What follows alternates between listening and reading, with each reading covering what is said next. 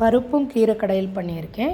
இந்த பருப்பு வந்து ஒரு 100 கிராம் துவரம் பருப்பு எடுத்து நல்லா அலசி குக்கரில் சேர்த்த பின்னாடி சீரகம் 1 ஸ்பூன் வந்து சாம்பார் பொடி, 2 தக்காளி, 1 சொல புளி, மஞ்சப்பொடி, தண்ணி இது எல்லாமே சேர்த்து ஒரு 3-4 விசில் விட்டு இறக்கி வச்சுக்கிறணும். அதுக்கப்புறம் அதை கடைஞ்சிட்டு நம்ம எந்த புளிச்சக்கீரையை தவிர எந்த கீரைனாலும் இதில் சேர்க்கலாம். ஒரு கைப்பிடி அளவு நம்ம சேர்த்துட்டு கொஞ்சம் போல் தண்ணி விட்டு கொதிக்க விட்டு இறக்கி வச்சிடணும்.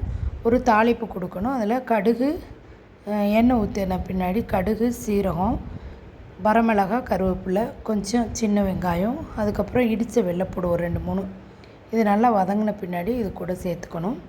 இது ரொம்ப ஹெல்த்தியான ஃபுட்டு. குழந்தைங்க வந்து கீரை தனியாக சாப்பிட மாட்டாங்க.